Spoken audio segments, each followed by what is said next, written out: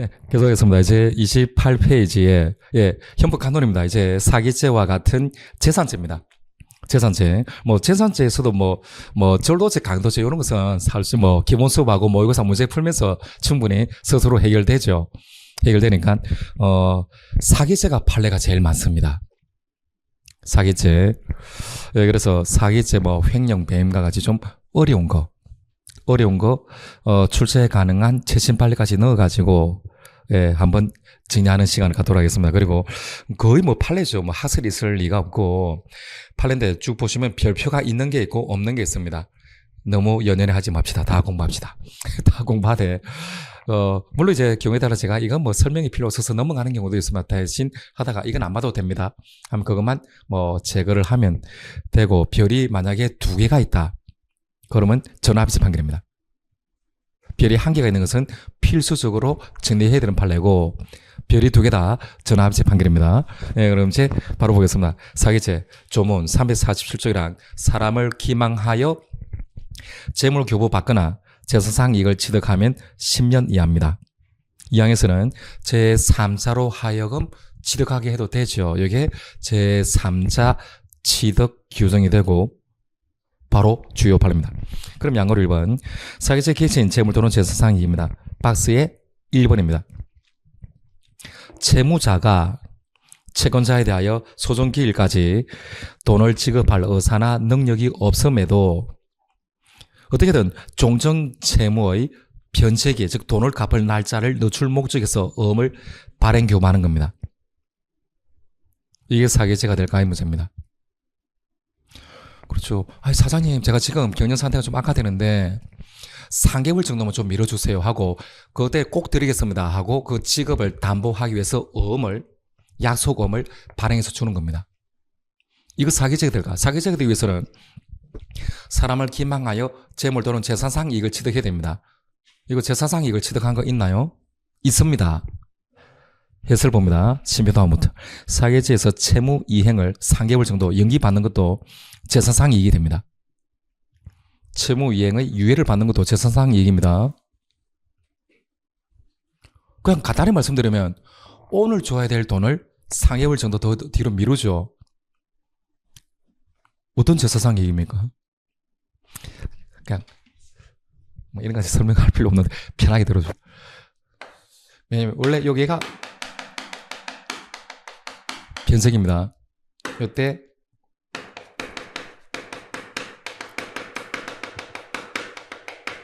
적지 말고 고기만 합시다. 원래 돈을 빌리면 이자를 줘야 되잖아요. 그래서 실제적으로는 유예한 변제까지는 이렇게 이자입니다. 이자를 만약에 3% 이렇게 빌렸다 줘야 됩니다. 근데 변제기를 이렇게 유예했죠. 원래대로라면 요때부터 돈을 늦게 줄 때는 바로 법정이자입니다. 5%입니다. 즉 지금 말해서 오늘까지 돈을 갚아야 되는데 돈을 안 갚았죠. 그럼 그 이후로부터는 5%입니다. 민사는, 상사는 6%입니다. 6%씩 이자를 줘야 됩니다. 왜? 말이 이자지. 이건 뭐라고 했습니까? 법정이자. 요 이자는 한마디로 말은 이자지만 통상적인 이자가 아니고 요 이자라고 하는 것은 돈을 늦게 줬다. 손해배상입니다. 그래서 바로 우리가 흔히 말하는 돈을 빌리면서 한 3% 이자, 그 이자가 아닙니다. 바로 이게 지연이자죠. 지연이자는 우리가 말하는 이자가 아니고 손해배상입니다. 5%나 상사라면, 상인이라면 6%입니다. 근데 여기서 여기까지 변제기를 미뤘죠. 그럼 당장은 5 내지 6%씩 이자를, 지연이자를 줘야 되는데 그냥 법정에 자기들끼리 약정한 이자죠. 약정 이자는 3%만 주면 됩니다. 그래서 요 차액 상당의 재산상 이익을 얻는 겁니다. 차익 상당의. 알겠죠? 그래서 바로 지연 배상하고 약정 이자 사이 요만큼의 재산상 이익을 얻는 겁니다. 그래서 우리는 간단하게 이렇게 채무 이행 연기 받는 것도 재산상 이익이다. 좀 더 구체적으로는 지연 이자와 약정 이자 차액 상당의 재산상 이익을 얻는 겁니다. 그리고 3번 판례. 비트코인입니다. 비트코인은 경제적 가치를 디지털로 표상하여 전자적 이전 저장 거래가 가능하도록 한 가상 자산 일종이니까 뭐 사기죄 객체인 재산상 이익에 해당합니다. 이렇게 먼저 정리하면 됩니다. 즉 비트코인은 재물이 아니죠. 뭐 그냥 무식하게 이거 코인 아닙니까? 코인은 동전이고 이거 재물 아닙니까? 아닙니다. 재산상 이익입니다. 이렇게만 이해를 하시면 됩니다. 별일이 없지만 4번 판례 참 오래된 거죠. 73년도 판례입니다. 참 이런 게 출제될까? 맞아, 제가 말씀드린 올드스쿨 옛날 판례 좋아하시는 분들은 이렇게 낼 수 있습니다. 법원을 기망하여 부재자 재산 관리인으로 선임됩니다. 이게 사기죄가 선임하느냐? 의 문제입니다. 이게 무슨 원입니다. 뭐 민법 문제죠. 부재자입니다. 예를 들어서 요 X라는 상가입니다. X라는 상가의 건물주이죠. 건물주가 지금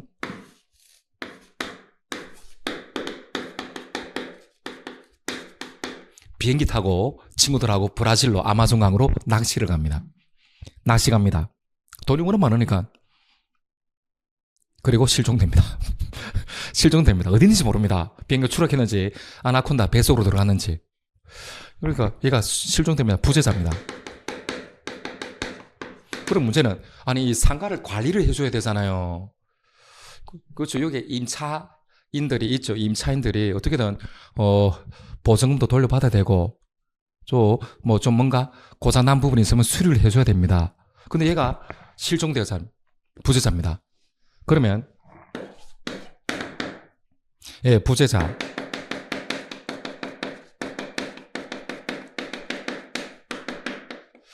재산 관리인이 필요하겠죠. 재산 관리해 주는 겁니다. 이 상가 건물을. 근데 문제는 재산 관리인은 선임하고 지정할 수도 있습니다. 얘가 어떤 여행 가기 전에 지정할 수도 있습니다. 근데 지정 안 하고 그냥 떠나다가 실종된 겁니다. 그러면 어쩔 수 없이 이해관계인의 청구에 의해서 법원이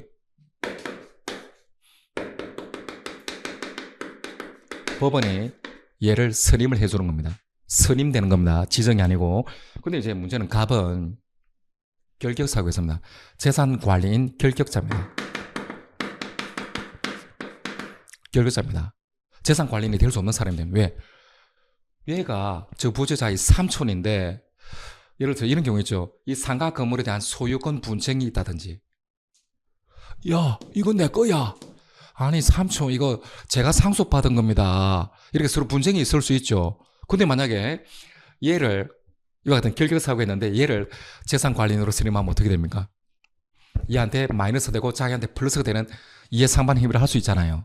알겠죠? 그래서 이 사건으로 넘어오게 되면 갑은 재산관리인이 될 수 있는 자격이 없습니다.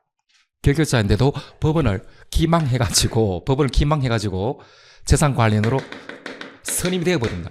결격 사유가 없는 것처럼. 그러면 이 갑은 사기죄가 될까요? 검사는 이렇게 기소한 겁니다. 법원을 기망해가지고 부재자의 재산관리인으로 선임된 것은 어떤 재산상 이익이 있나요? 사기죄가 선임하기 위해서는 재산상 이익이 있어야 되죠. 세상에 공짜가 어디 있습니까? 얘가 재산 관리해 줬으면 부재자의 재산으로 얘한테 보수를 지급해 주게 되는 겁니다. 보수를.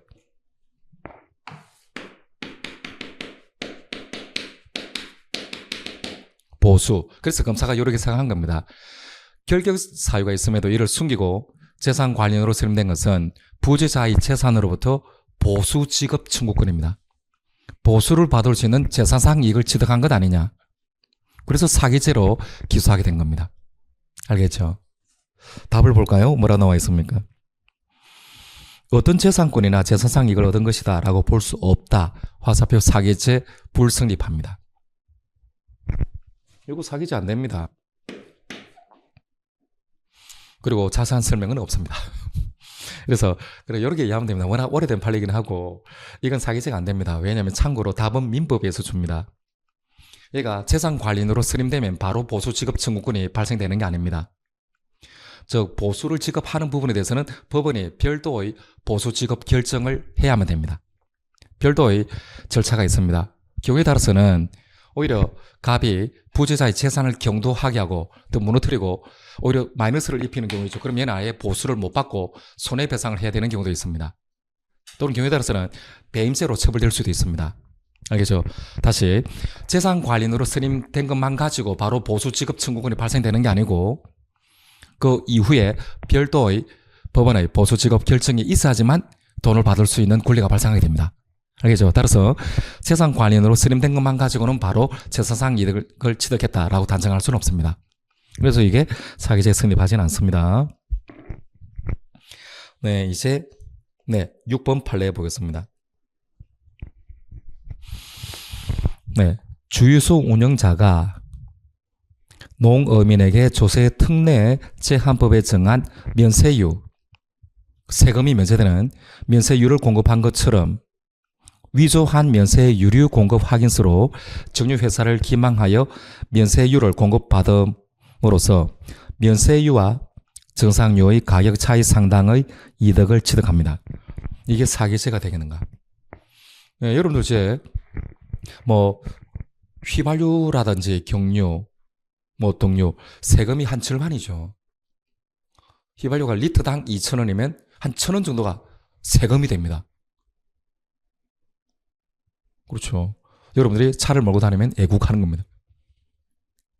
근데 이제 농어민들이 그렇죠. 농기계를 운행하거나 배를 몰아야 되는데 기름값이 너무 비싸면 안 좋겠죠. 그래서 면세유류를 공급을 해주는 겁니다. 그러면 가격이 거의 절반으로 다운되잖아요. 근데 지금 이 사건 피고인이 주유소를 운영하는 겁니다. 면세유를 공급하지도 않은데 면세유를 공급한 것처럼 정유회사를 기망해가지고 면세유를 공급받는 겁니다. 그만큼. 그럼 계속 봅니다. 면세유와 정상유 가격 차이 상당의 재산상 이익을 취득하는 겁니다. 이거 면세유라는 재물 자체를 취득한 게 아니고 재산상 이익을 취득했다고 봅니다.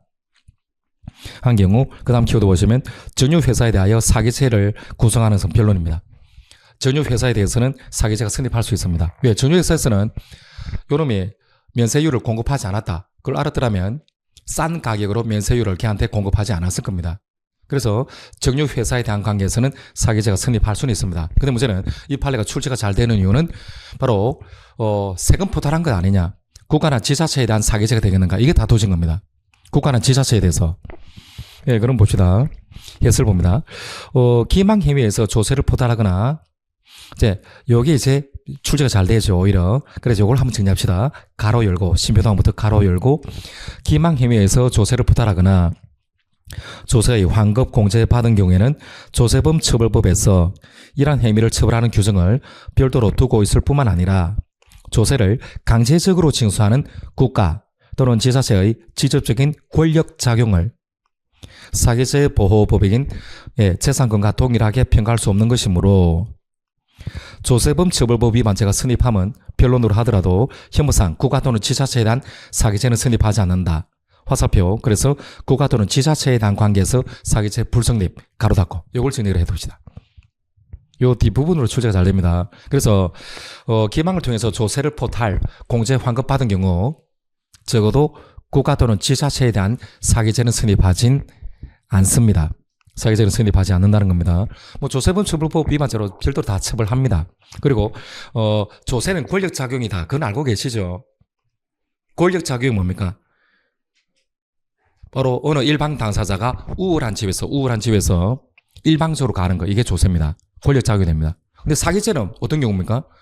사기죄에서의 재산권은 사적 자치가 지배되는 영역을 얘기하는 겁니다.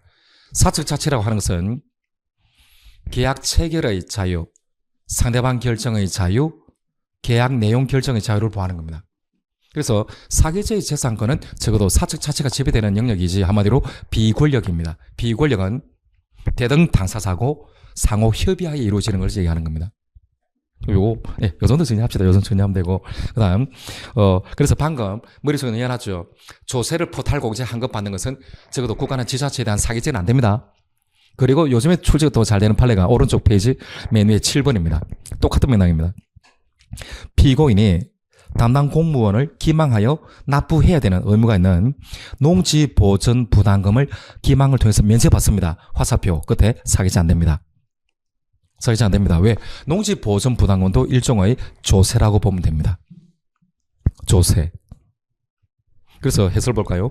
침해 행정 영역에서 일반 국민의 담당 공무원을 기망하여 권력작용에 의한 재산권 제한을 면하는 경우 부가권자의 직접적인 권력작용을 사기체보호법인 사처 자체가 지배되는 재산권과 동일하게 평가할 수 없는 것이므로 행정법규에서 그런 혐의에 대한 처벌 규정을 두어 처벌하면 변론으로 하더라도 적어도 국가나 지자체에 대한 사기죄 성립할 수는 없습니다. 이 판례도 출제 잘 되고 있습니다.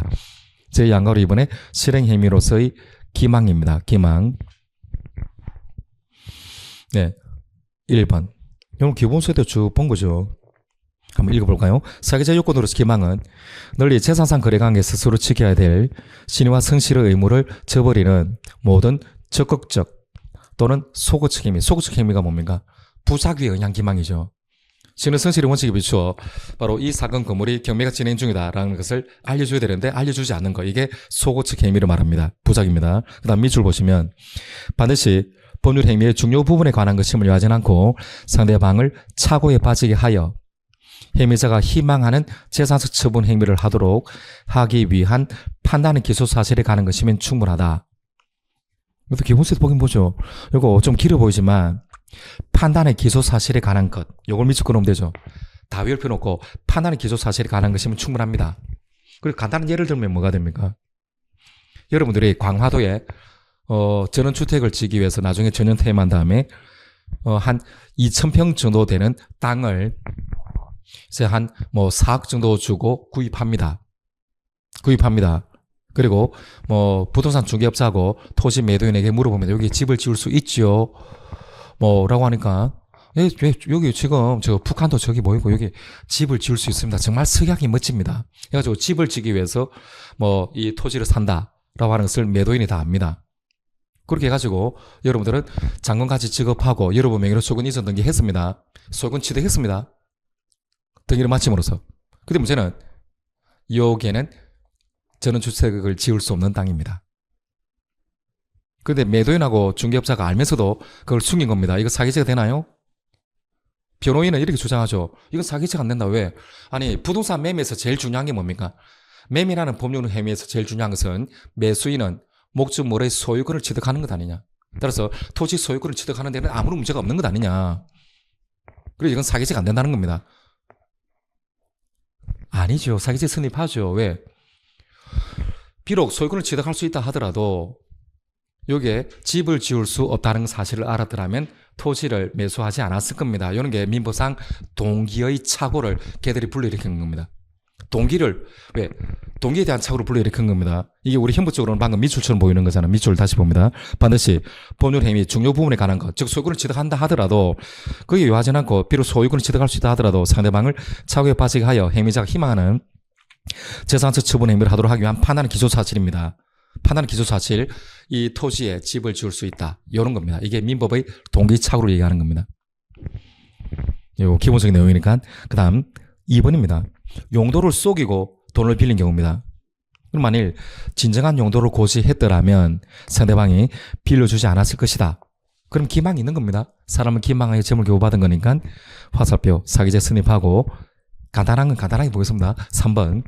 임대인이 임차계약, 모텔입니다. 모텔에 대한 임대차 계약 체결 하면서 임차인에게 이 임대 목적물인 모텔이 경매 진행 중인 사실을 알려줘야 되는데 알려주지 않았잖아요.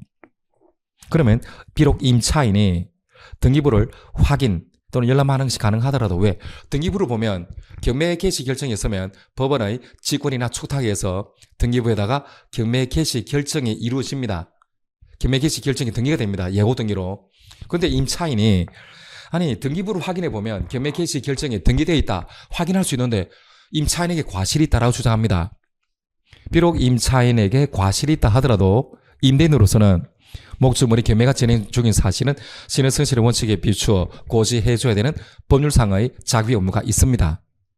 그걸 이행하지 않았죠. 그래서 바로 화살표, 피자 측의 과실이 인정되더라도 부작위에 의한 기망이 있고 사기죄 성립합니다. 사기죄 성립합니다. 그 다음에 6번 보겠습니다. 6번. 네, 갑이 을등가 공모해가지고 이른바 딱지엄을 대량 발행한 다음에 일정한 가격으로 시중에 유통시켰는데, 그럼 여기서 딱지엄이 뭐냐? 이게 또 궁금해집니다. 엄은 진성엄이 있고 또 이런 딱지엄은 뭐냐면 이거 뭐 엄으로서 가치가 있는 것도 아니고 이거 접어가지고 오징어 게임처럼 딱지나 치라는 겁니다. 휴지 조각이랑 마찬가지입니다. 근데 왜 딱지엄을 발행할까요? 지금 당장 내가 뭐 인쇄소를 운영하기 위해서 종이 공급받아야 되는데 돈이 없습니다. 그래서 종이 업자한테 바로 엄을 발행해 주는 겁니다. 엄을 1,000만 원짜리 발행해 주고 1,000만 원치 정도의 종이를 공급받습니다. 그런데 알고 있습니다. 이건 딱지엄이라는 거. 그렇죠? 엄의 유통기한은 한 3개월 정도라고 말씀드렸잖아요. 3개월 정도 지나가지고 엄이 전전 유통되어 나한테 와가지고 돈 줘. 엄금 지급 청구권을 채후 소진이 재생사해도 나는 돈이 없다는 걸 알고 있습니다. 알면서도 종이를 공급하기 위해서 딱지엄을 돌려버리는 겁니다. 그럼 이게 사기죄가 될 수 있겠죠. 왜?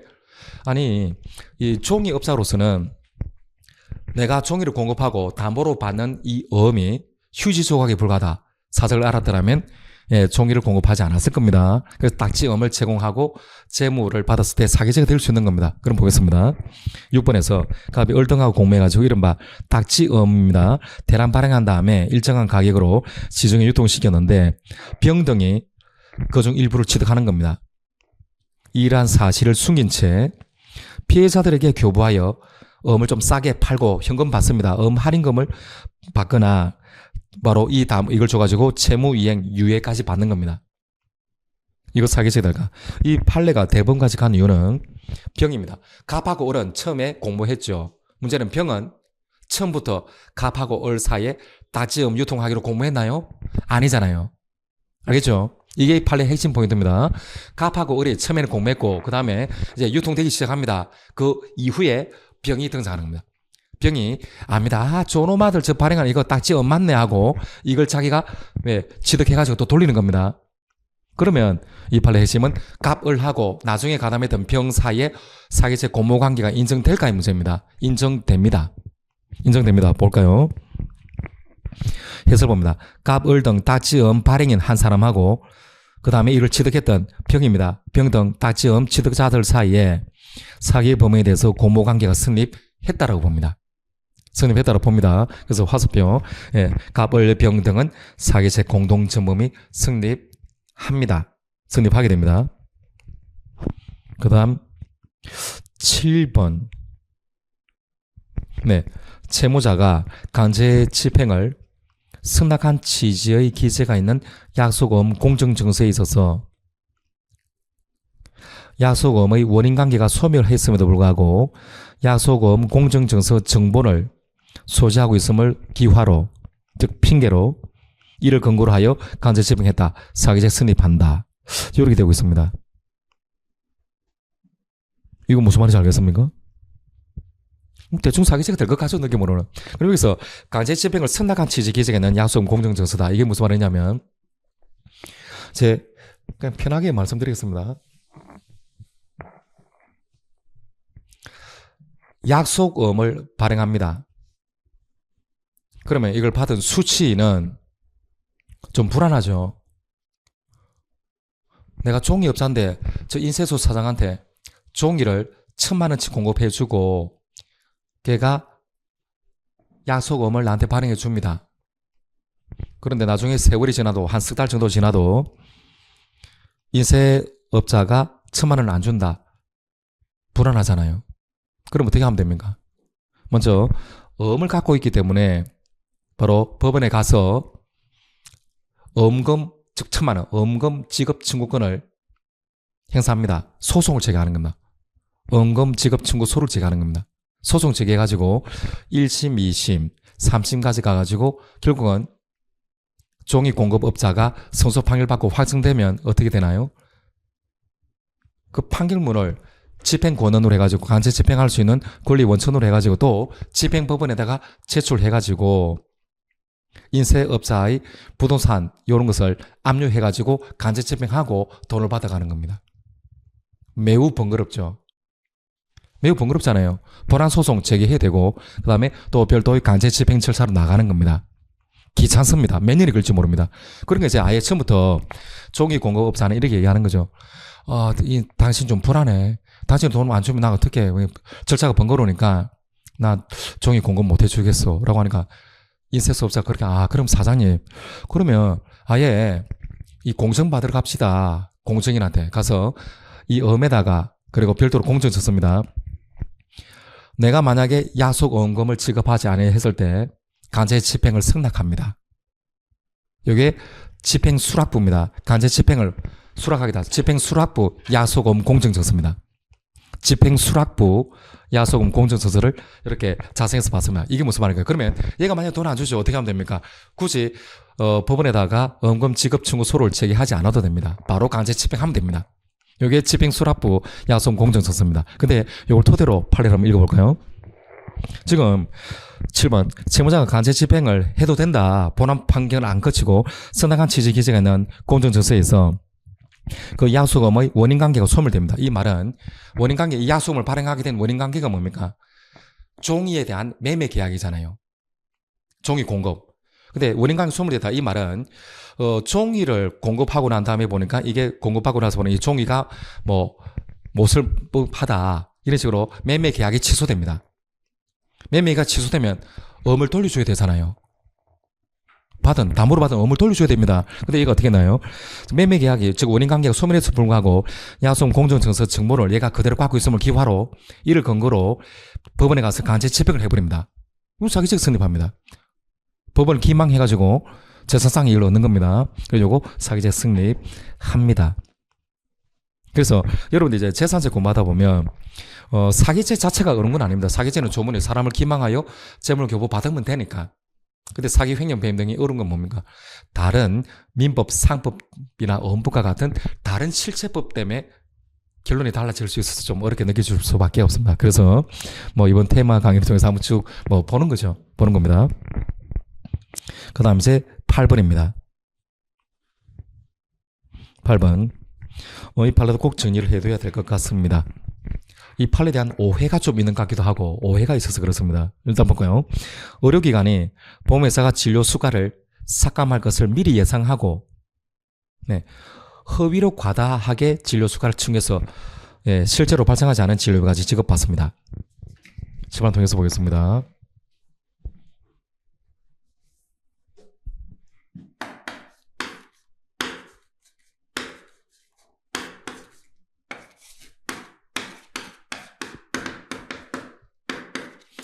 의료기관이 있고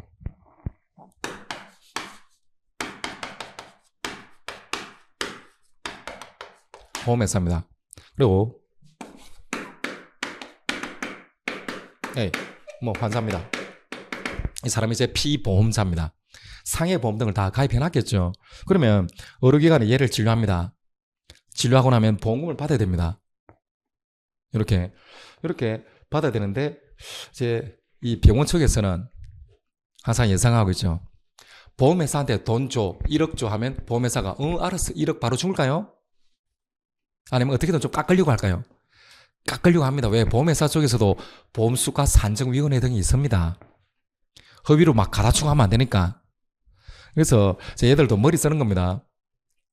분명히 한 20% 정도는 삭감하겠지 예상하고 있는 겁니다.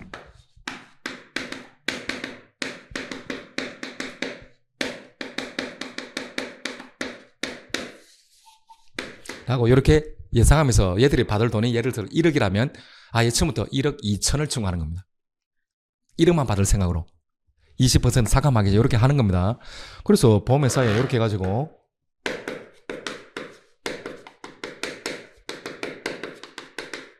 청구합니다. 1억 2천을. 그럼 보통 보험회사에서는 이거 좀 깎으려고 하잖아요. 아니 굳이 이 환자한테 CT 촬영만 해도 되는데 굳이 MRI까지 왜 하느냐. 우리는 그 비용까지는 줄 수 없다. 이런 소리 해야 되는데 이 보험회사가 그냥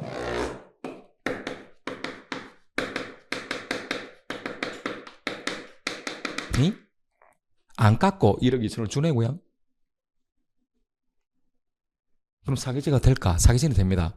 왜? 실제로 발생한 진료비가 1억이다 라고 하는 것을 알았더라면 1억만 줬을 겁니다. 사기죄가 되는데 문제는 얘는 이렇게 주장하는 겁니다. 편취 금액이 얼마일까? 편취 금액이 얼마일까? 얘는 그렇게 주장하는 겁니다. 20%는 내가 받을 생각 없었다. 불법 영도가 없다는 겁니다. 깎을 것을 삭감할 것을 예상했으니까. 그럼 나의 편취 금액은 1억이다. 1억 받을 수 있는 권리가 있는데 불법 영도사에서 공부했죠. 불법 영도사 편취 불법설입니다. 내가 1억을 받을 권리가 있다 하더라도 권리사 수단으로 용인될 수 없는 수단과 방법을 사용했다면 바로 내가 받을 수 있는 권리가 있어도 그 부분에 대해서도 불법 영도사 인정되잖아요. 이게 판례 입장인 편취의 불법설입니다. 그러면 퀘스천입니다. 여기서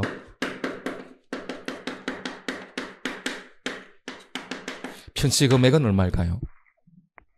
1번. 얘는 이렇게 주장합니다. 20%는 삭감할 것을 예상했다. 나는 1억만 받을 생각이었다. 그래서 편취 금액은 1억이다. 아니다. 무슨 소리냐. 1억 2천을 네가 다 받았잖아. 2천만 원 돌려준 것도 아니고. 그러면 네가 허위 과다 청구한 부분에 대해서도 불법 영도사 인정되는 것 아니냐. 허위 과다 청구 한 20% 정도. 그래서 토탈 네가 받은 돈 전부 1억 2천이다. 1억 2천만 원이 편취 금액이다. 여기 지금 다 도지는 겁니다. 무슨 말인지 알겠죠? 얘는 지금 허위 과다 청구 부분에 대해서는 삭감할 것을 예상했기 때문에 허위 과다 청구 부분에 대해서는 불법 영도가 없다는 겁니다. 그래서 나는 1억이다. 이렇게 주장하는 겁니다. 답은 몇 번이 될까요? 2번입니다. 이 말은 허위 과다 청구 부분에 대해서도 불법 영도사 인정됩니다. 그럼 눈으로 한번 볼까요? 8번 판입니다. 그래서 두 번째 줄에 실제 발생하지 않은 진료비까지 지급받은 경우 그 다음에 밑처럼 쭉 꺼놓습니다. 허위 과다 청구 부분에 대한 밑줄 꺼놓습니다. 허위 과다 청구 부분에 대한 편취의사 및 불법 영도사도 인정됩니다. 화살표 사기제 성립합니다. 이렇게 한번 정리합시다. 그냥 허위 과다 청구 부분에 대한 불법 영도사 인정다. 이렇게만 정리합시다. 이대로. 왜 이걸 말씀드리냐면 이 판례를 놓고 좀 다르게 설명하거나 오해하시는 분들이 많으신 것 같아가지고. 그럼 이거는 허위 과다 청구 부분 이렇게 했으니까 편취 금액이 3분의 2천만 원이다. 이렇게 설명하시기도 합니다. 대부분. 아닙니다. 1억 2천입니다. 이거 아닙니다. 왜 이 판시에서는 허위 과다 청구 부분에 대한 이렇게 판시했기 때문에 이걸 맹목적으로 글자 그대로 받아들여가지고 3분 아니냐? 아닙니다. 왜냐면 여기서 적어도 판결문을 쓸 때는 다투어진 부분에 대해서 답을 주는 겁니다. 다투어진 게 1억에 대해서는 어차피 편취 불법설이니까 받을 수 있는 권리가 있어도 1억에 대해서는 불법 영도사 인정됩니다. 중요한 것은 다투어진 것은 2천만 원입니다. 2천만 원은 얘가 삭감할 것을 예상했기 때문에 바로 허위로 과다 청구한 부분에 대해서는 불법 영도사 없다. 이렇게 주장했고 여기에 대해서 법원의 판단이 허위 과다 청구 부분에 대해서도 너는 편취의사 및 불법 영도사 있는 것 아니냐. 이렇게 판시했을 뿐입니다. 따라서 이 판례 놓고 사기적으로 편취한 금액이 2천만 원이다. 이렇게 쉽게 잘못 오해할 건 아닙니다. 네, 그래도 너무 스트레스 받지 마시다. 실제로 시험장에서 1, 2, 3 이렇게 출제하지는 않습니다. 대신에 우리는 어떻게 정리하면 됩니까? 그냥 순수하게 요거 밑줄 허위 과다 청구 부분에 대한 불법 영도사 인정된다. 옳은 지문. 그렇게만 정리를 합시다. 그렇게 정리합시다. 9번 판례. 그러니까 여러분도 한번 읽어봅니다. 9번 사실관계. 9번.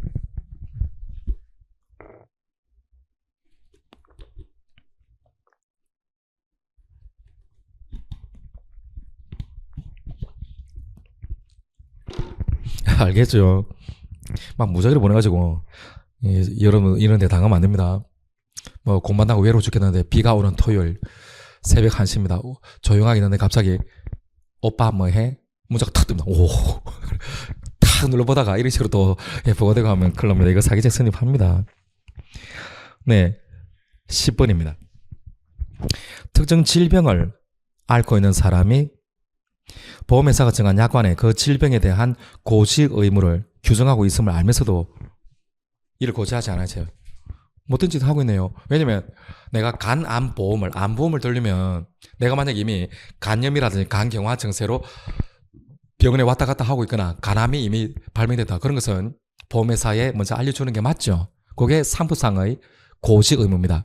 그러면 보험회사로서는 이 사람은 이미 가난 발병했으니까 암보험 체결을 거부할 수도 있고 또 암보험 계약을 체결한다 하더라도 뭐 보험료라든지 돈을 좀 더 많이 받을 수 있겠죠. 그래서 이게 상법상의 고지 의무입니다. 근데 얘는 이미 특정 질병을 앓고 있습니다. 그런데도 두 번째 주에 이를 고지하지 않은 채 그 사실을 모르는 보험회사하고 그 질병을 담보하는 보험계약을 체결한 다음에 바로 내가 암 발생했다라고 해가지고 보험금 중환 수령합니다. 너무 못했죠. 이거 모럴 해서듭니다. 도덕적 해이가 극치에 달했죠. 화살표 사기죄 성립합니다.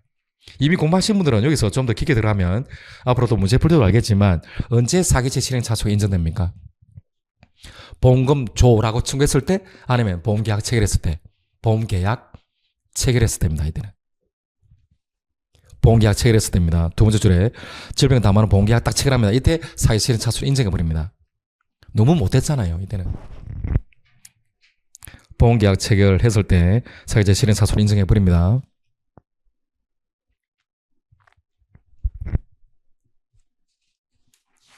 그리고 넘어가겠습니다. 제 11번. 이런 거 뭐 설명이 필요할까요? 편하게 봅시다. 물품의 국내 독점 판매 계약을 체결합니다. 그럼 이제 내가 충분히 수입을 올리겠다 이렇게 생각하죠. 독점 판매니까. 그런데 이미 다른 회사가 같은 용도와 성능을 가진 이름도 똑같은 돌핀 이 제품을 국내에 판매하고 있는 사정을 고지하지 않고 독점 판매 계약을 체결한 겁니다. 이거 사기죄 성립합니다. 그렇죠. 이미 다른 회사가 똑같은 돌핀 제품을 공급하고 있잖아요. 이것도 사기죄 성립하고 12번. 네, 의사가 특정 시술을 받으면 남자아이죠. 아들을 낳을 수 있을 것이다.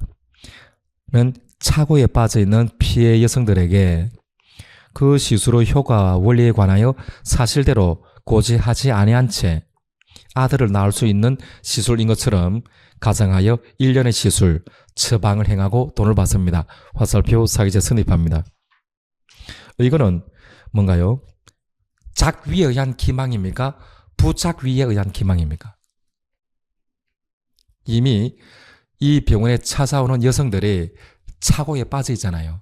이 시술 받으면 아들 낳을 수 있다. 그럼 의사로서는 어떻게 됩니까? 부인 이 시술 받는다고 해서 뭐 아들을 낳을 수 있다. 그런 확률이 높아지는 건 아닙니다. 라고 신의성실의 원칙에 비추어 착오 상태를 제거해야 되는 법적 자기 의무가 있습니다. 의사로서. 근데 그걸 이행하지 않았죠. 이런 것은 적극적인 기망이 아닙니다. 부작위에 의한 기망입니다. 이미 상대방 여성이 착오에 빠져 있기 때문에. 그 다음 13번.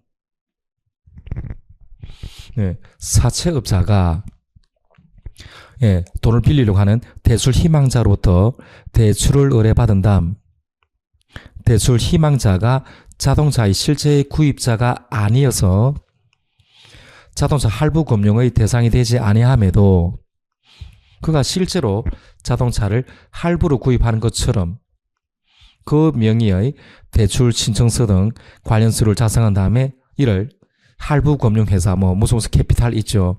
우리 캐피탈 같은 제출해서 자동차 할부 금융으로 대출금을 받은 경우입니다. 사기죄 성립합니다. 왜 그런지 알겠죠. 왜냐면 용팔이가 돈이 필요합니다. 사채업자 찾아갑니다. 사채업자는 이율을 20%씩 이상 이렇게 받으려고 합니다. 근데 사채업자가 어떻게 합니까? 그러면 그렇게 합시다.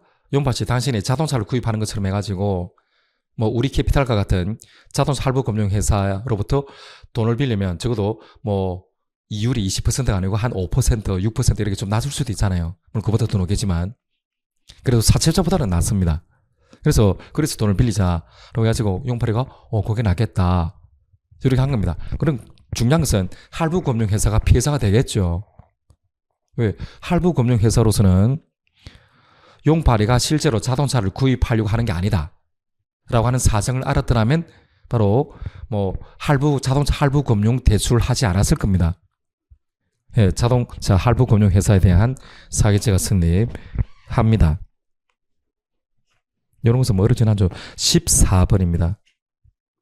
2006년도 판례인데 주식 매도인이 주식 매수인에게 주식 거래 목적물이 정자 전의 주식이 아니고 정자 후의 주식이다 라고 하는 점을 제대로 알리지 않고 팔고 돈 받은 겁니다. 사기죄 성립합니다. 근데 뭔 말인지 알겠습니까? 이런 게 어렵습니다. 이게 간혹 가다 출제될 판례고 개인적으로 생각해서 이런 거 출제 안 했으면 좋겠습니다. 왜냐면 정자 전의 주식하고 정자 후의 주식에 대해서 우리가 공부 안 하잖아요. 간단하게 한번 보겠습니다. 지금 이게 피곤이 있고 피해자가 있습니다. 주식 매도입니다.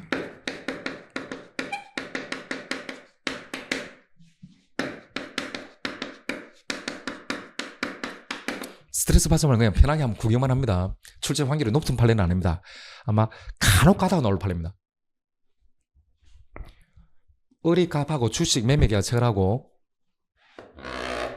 이렇게 봤습니다. 이게 주식 그리고 을은 돈을 지급합니다. 근데 을이 원하는 것은 정자 전의 주식입니다.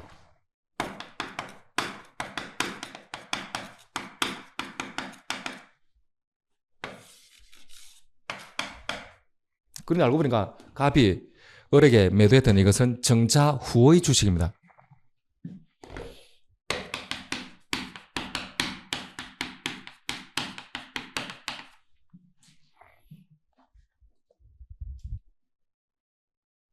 뭔 말입니까? 그래서 편하게. 그래서 정자 전하고 정자 후의 주식이 뭐냐면 지금 다 정자. 그래서 이제 뭐 현역제랑 배임제 이렇게 쭉 보다 보면 뭐 상법적인 세제가 좀 많아지긴 합니다. 그래서 이제 혼자 공부하기 좀 힘든 게 참고로 그냥 말씀드리겠습니다. 편하게. 상법상의 자본입니다. 뭐 너 자본금 얼마냐? 뭐 이런 자본이 아니고 상법에서 정하는 자본은 주식의 액면가 곱하기 발행초수입니다.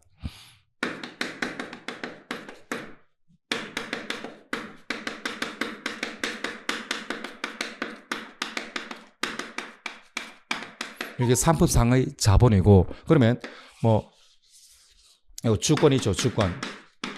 주권의 금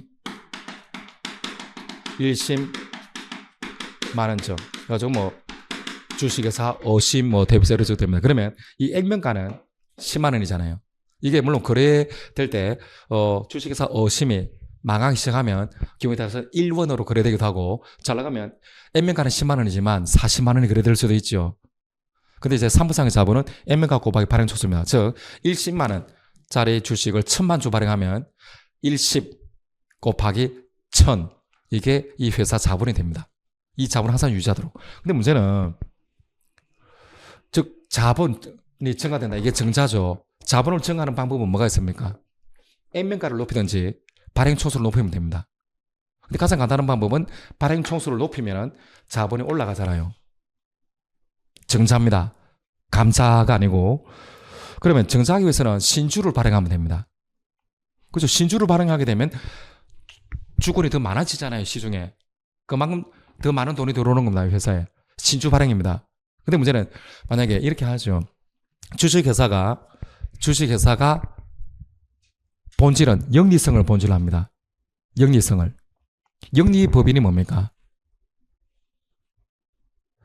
영리법인이다라고 하면서 뭔가 물건 팔면 영리법인이 되는 게 아니고 바로 사업으로 목적 사업 수행으로 인한 이익을 구성원에게 나눠주는 게 영리법인입니다.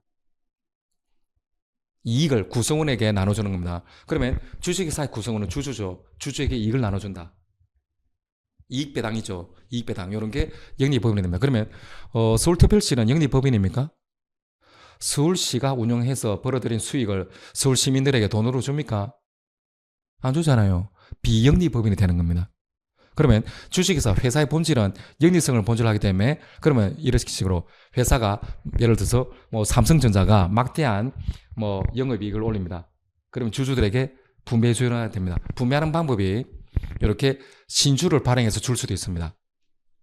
주주에게 뭐 이익 배당할 수도 있지만 신주를 발행해서 줄 수 있습니다. 신주. 그러면 바로 내가 주주고 내가 주식을 갖고 있죠. 그러면 주식을, 신주를 발행받기 위해서는 내가 구주를 갖고 있어야 되잖아요. 자본이 증가되기 전에 정자전의 주식이 있어야 되죠. 그 주식에 비례해서 신주를 받을 수 있으니까.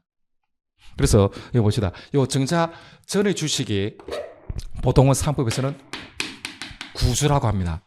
구주입니다.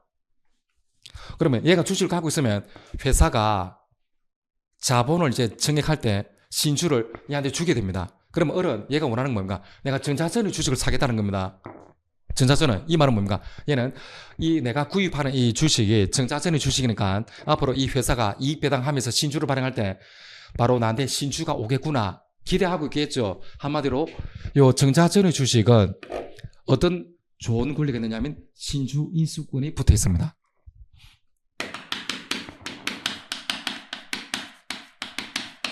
새로 발행되는 신주를 인수할 수 있는 권리가 붙어 있으면 그만큼 재산적 가치가 없습니다. 그래서 더 많은 돈을 주고 예로부터 정자전의 주식이다 라고 생각하고 구입했는데 이게 뭡니까? 정자 후의 주식이잖아요. 이거는 신주입니다. 신주. 그러면 신주는 신주 인수권이 있을까요? 없을까요? 없습니다. 이거는 이게 그냥 신주니까 얘는 신주 인수권이 아예 없습니다. 가치가 없는 겁니다. 무슨 말인지 알겠죠? 그래서 얘 못됐죠? 사기죄 될까요? 안 될까요? 됩니다. 왜냐면 상대방이 정자전의 주식이다라고 생각하고 그만큼 비싼 돈 주고 주식을 산다는 것을 알면서도 팔아버립니다. 뭐를? 정자 후의 주식인 신주를 팔아버립니다. 그럼 신주를 사봤자 매수인 신주를 인수할 수 없잖아요. 이미 자기가 받은 게 신주니까. 그래서 사기죄가 되는 겁니다. 그래서 현법 공부하다가 지금 14번 정자전의 주식이 아니고 정자 후의 주식입니다. 즉 한마디로 정자전의 주식은 신주 인수권이 붙어있는 경제적 가치가 매우 높습니다. 그렇죠. 이걸 제대로 알지 않고 돈 받습니다. 사기죄 성립합니다. 그러니까 이런 것 때문에 쓸데없이 시간이 많이 걸리죠. 그냥 한번 들어두시고 그 다음에 15번부터 좀 쉽습니다. 오늘 오전 수업은 여기까지 하고 이제 아마 사기죄는 다 다음 주에 또 시작되면 다음 주는 아마 모의고사 한번 진행될 것 같은데 그 15번부터 이어서 수업하도록 오전 수업은 이렇게 마치도록 하겠습니다. 수고하셨습니다.